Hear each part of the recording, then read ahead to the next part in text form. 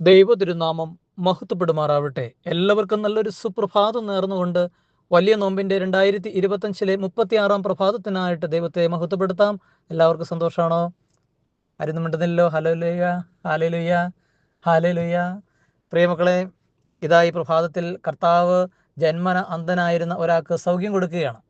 ഈ ജന്മന അന്ധനായിരുന്ന ആൾക്ക് കർത്താവ് സൗഖ്യം കൊടുക്കുന്നത് മണ്ണ് അല്പം എടുത്തിട്ട് തുപ്പൽ കൊണ്ട് കുഴച്ച് അവൻ്റെ കണ്ണി പുരട്ടി കർത്താവ് സൗഖ്യം കൊടുക്കുകയാണ്.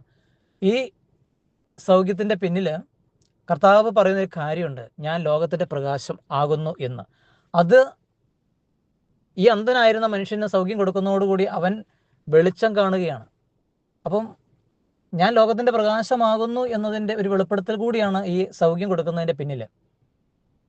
ദൈവമക്കളെ, ഇതുപോലെ തന്നെയാണ് ആദിയിൽ ഉൽപ്പത്തി പുസ്തകത്തിൽ നമ്മൾ കാണുന്നത്.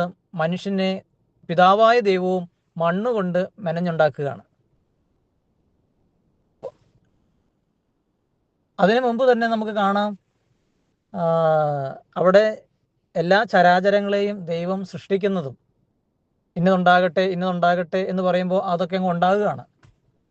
അതിനുശേഷം ഉൽപ്പത്തി 2-ാം അധ്യായത്തിലേക്ക് വരുമ്പോൾ അതിന് ഡിസോർഡറായി കിടക്കുന്ന ഈ ചരാചരങ്ങളെ ഓർഡർ ചെയ്യുകയാണ്.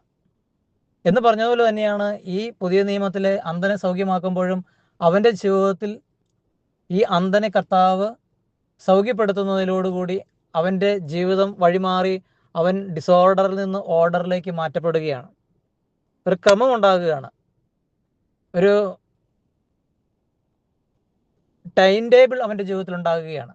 നമ്മുടെയൊക്കെയും ജീവിതത്തിൽ ഡിസോർഡറായി കിടക്കുന്ന ജീവിതം, ഒരു അടുക്കും ചിട്ടയില്ലാത്ത ജീവിതം, ഈ നോമ്പിൻ്റെ നാളുകളിൽ അടുക്കും ചിട്ടയിലേക്കും കൊണ്ടുവരുവാൻ പരിശുദ്ധാത്മാവ് ആഗ്രഹിക്കുന്നുണ്ട്.